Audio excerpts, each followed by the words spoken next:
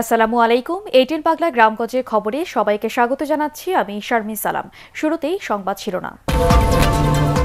নির্বাচন নিয়ে আলোচনা হলে প্রধানমন্ত্রীর সংলাপে যাবে জাতীয় ঐক্যফ্রন্ট, সিলেটে জানালেন মির্জা ফখরুল। এবারে বিস্তারিত। একাদশ জাতীয় সংসদ নির্বাচন নিয়ে আলোচনার সুযোগ থাকলে প্রধানমন্ত্রীর সংলাপের আমন্ত্রণে সাড়া দেবে জাতীয় ঐক্যফ্রন্ট। সিলেটে হযরত শাহজালাল রাহমাতুল্লাহ আলাইহির মাজার জিয়ারত শেষে বিএনপি মহাসচিব মির্জা ফখরুল ইসলাম আলমগীর একথা জানান। তিনি বলেন, নতুন নির্বাচনের দাবিতে অর্থবহ সংলাপ হতে হবে। ধানের শীষ নিয়ে জামাতে নির্বাচনে অংশগ্রহণ বিষয়ে ড কামাল হোসেনের বক্তব্যকে ব্যক্তিগত বলেও দাবি করেন তিনি। সিলেট থেকে শাহ মুজিবুর রহমান জকনের রিপোর্ট জানাচ্ছেন মইনুল হাসান। একাদশ জাতীয় সংসদ নির্বাচনের আগে অনেকটা আকস্মিকভাবেই রাজনৈতিক দলগুলোর সাথে সংলাপে বসেন প্রধানমন্ত্রী শেখ হাসিনা। গণভবনে 2 দফা সংলাপে জাতীয় ঐক্যফ্রন্টের পক্ষ থেকে প্রধানমন্ত্রীর কাছে নিরপেক্ষ নির্বাচনের পরিবেশ তৈরি, নেতাকর্মীদের মামলার প্রত্যাহার সহ 7 দফা দাবি তুলে ধরে ড কামাল হোসেনের নেতৃত্বাধীন ঐক্যফ্রন্ট। তবে ঐক্যফ্রন্ট নেতাদের অভিযোগ, 7 দফার কোনোটাই না মেনে একতরফাভাবে নির্বাচন করে ক্ষমতায় এসেছে আওয়ামী লীগ। এমন বাস্তবতায় গেল শনিবার দলের যৌথ সভায় আবারও রাজনৈতিক দলগুলোর সাথে সংলাপের আগ্রহের কথা জানান প্রধানমন্ত্রী শেখ হাসিনা। তাদেরকে আবার নেত্রী সংলাপে আমন্ত্রণ জানাচ্ছেন। বিএনপি মহাসচিব মির্জা ফখরুল ইসলাম আলমগীর জানান, সংলাপের নামে কোনো ফাঁদে পা দেবে না ঐক্যফ্রন্ট। সোমবার সিলেট সফরে এসে তিনি আরও বলেন, নতুন জাতীয় নির্বাচনের বিষয়ে আলোচনার নিশ্চয়তা পেলেই সংলাপে সাড়া দেবেন তারা। গতবারের মতো সংলাপ হয়, তাহলে সেই সংলাপ কখনোই অর্থবহ হবে না। আর তাছাড়া সংলাপের এজেন্ডাটা কি? উনি যে সংলাপের কথা বলছেন সেটা এজেন্ডা কি? আমাদের এজেন্ডা তো একটা, এই নির্বাচনকে বাতিল করতে হবে, পুনরায় নিরপেক্ষ সরকার অধীনে নির্বাচন দিতে হবে, জনগণের অধিকারকে প্রতিষ্ঠা করার জন্য। উনি কি চাচ্ছেন, কি দরকার, উনি বোঝেন যে না, দেশে একটা বড় ক্ষতি হয়ে গেছে, যে এই একটা নির্বাচন যেখানে জনগণকে তার অধিকার প্রয়োগ করতে দেওয়া হয়নি, তাহলে নিঃসন্দেহে তিনি সেই এজেন্ডা জানাবেন যে আমরা এই এজেন্ডা আলোচনা করতে চাই, তখনই আমরা সেই বিষয়ে বিবেচনা করব।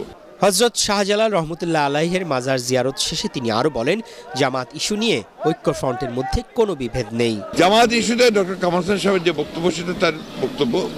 আমরা এই বিষয়ে আমাদের দলের পক্ষ থেকে আমরা এখনো কোনো আলোচনা করিনি, সিদ্ধান্ত নিইনি। এটা সামগ্রিকভাবে ওনার দলের বক্তব্য।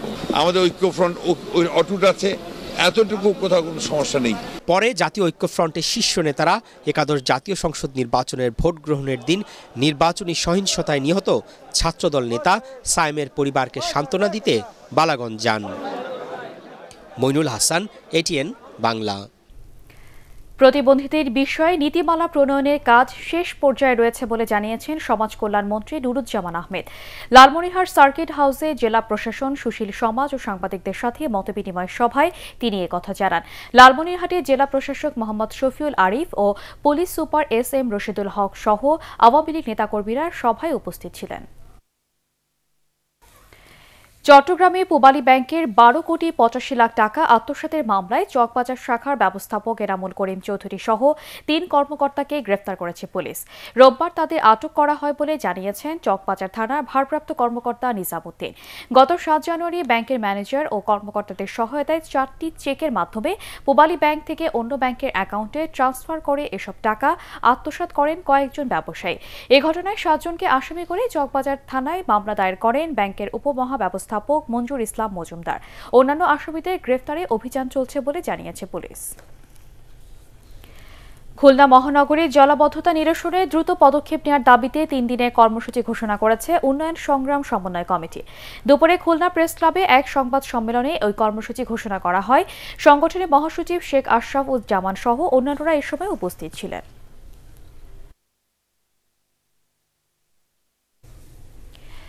কিশোরগঞ্জের ভৈরব ও সাতক্ষীরায় এবার মাঠের পর মাঠ সরিষার চাষ হয়েছে, আর ওইসব ক্ষেত থেকে মধু সংগ্রহ করছেন মৌখামারীরা। ভৈরব প্রতিনিধি তুহিন মোল্লা ও সাতক্ষীরা থেকে কামরুজ্জামানের রিপোর্ট জানাচ্ছেন বিপ্লব রায়। কিশোরগঞ্জের ভৈরবে এবছর ব্যাপকভাবে সরিষার আবাদ হয়েছে। ডিসেম্বর থেকে ফেব্রুয়ারি এই 3 মাস সরিষা ক্ষেত থেকে মধু সংগ্রহে ব্যস্ত সময় পার করেন খামারিরা। ক্ষেতের পাশে বসানো প্রতিটি বাক্স থেকে সপ্তাহে 3 থেকে 4 কেজি মধু সংগ্রহ করেন তারা। এক একজন ক্ষুদ্র চাষি 50 থেকে 60টিরও বেশি বাক্স নিয়ে মৌমাছি পালনের পাশাপাশি মধু আহরণ করছেন। প্রতি সিজনে সরিষার সিজনে আমি প্রায় 1 থেকে 1.5 টন মধু পাই। আমি একজন নতুন খামারি, আমাদের এখানে প্রায় 100 মৌমাছির খামার আছে। আশা করতেছি এবার এই মৌসুমে আমরা প্রায় 60 থেকে 70 মনের মতো সরিষার ফুলের মধুটা সংগ্রহ করব। জমিতে এই মৌ বক্স বসালে মৌমাছির মাধ্যমে পরাগায়নের ফলে সরিষার 20 থেকে 25% ফলন বৃদ্ধি পায়। এদিকে সাতক্ষীরায় চলতি মৌসুমে 9430 হেক্টর জমিতে সরিষা চাষ হয়েছে। এবার আবহাওয়া সরিষা চাষের জন্য উপযোগী হওয়ায় ফলনও বেশ ভালো।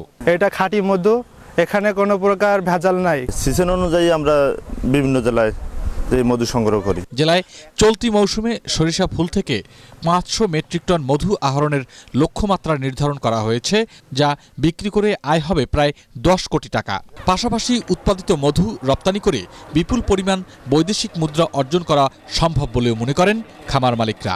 গভর্নমেন্ট যদি আমাদের এই মধু মৌচাষ সেক্টরটাকে একটু টেকনিক্যাল সাপোর্ট এবং অর্থনৈতিক সাপোর্ট দেয়, তাহলে মৌচাষ শিল্প আরও এগিয়ে যাবে। আশা করছি আগামীতে সাতক্ষীরার মৌচাষ মাধ্যমে অনেক মধু উৎপাদন সম্ভব হবে। সহজ শর্তে ঋণ সুবিধা পেলে আরও অধিক পরিমাণ মধু আহরণের পাশাপাশি এ খাত আত্মকর্মসংস্থানে বিশেষ ভূমিকা রাখবে বলে মত সংশ্লিষ্টদের।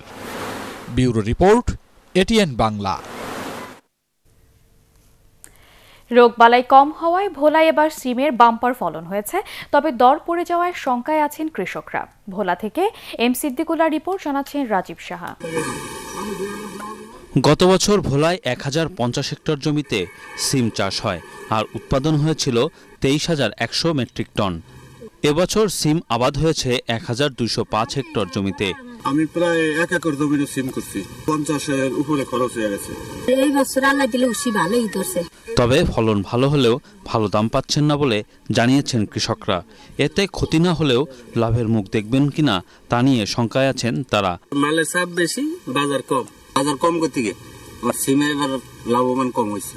ভোলায় উৎপাদিত সিম জেলার চাহিদা মিটিয়ে চট্টগ্রাম, বরিশাল, লক্ষ্মীপুর ও নোয়াখালী সহ বিভিন্ন জেলায় যাচ্ছে। সিম চাষে কৃষকদের আগ্রহ বাড়ছে বলেও জানান কৃষি কর্মকর্তা। আমরা কৃষি বিভাগ সার্বক্ষণিক তাদের পাশে থেকে এই উৎসিটা আবাদ করার জন্য বুদ্ধি পরামর্শ দিয়ে যাচ্ছি, যাতে তারা পোকামাকড় মুক্তভাবে চাষাবাদ করতে পারে। কৃষি বিভাগের নিবিড় পর্যবেক্ষণ ও যথাযথ সহায়তা পেলে ভোলার কৃষকরা সবজি চাষে ঈর্ষণীয় সাফল্য পেতে পারেন বলেও মনে করছেন সংশ্লিষ্টরা। Bureau report, ATN Bangla. মেয়েদের আত্মরক্ষা বিষয়ে ঠাকুরগাঁও এক কর্মশালার আয়োজন করেন ট্রাভেলার্স অব বাংলাদেশ এর 4 ভ্রমণ কন্যা। নারীর চোখে বাংলাদেশ কর্মসূচির আওতায় দেশের 64 জেলা ভ্রমণের পথে দুপুরে তারা স্কুটি যোগে ঠাকুরগাঁওয়ের CMIO বালিকা উচ্চ বিদ্যালয়ে যান। পরে ছাত্রীদের নিয়ে তারা আলোচনা সভায় অংশ নেন। ভ্রমণ কন্যা ঢাকা মেডিকেল কলেজের ডক্টর সাকিয়া হক, ডক্টর বানশি সাহাত তুলি, ইডেন কলেজের শিক্ষার্থী নাজমুন নাহার মুক্তা এবং ঢাকা বিশ্ববিদ্যালয়ের শিক্ষার্থী সিলভি রহমান এতে বক্তব্য রাখেন।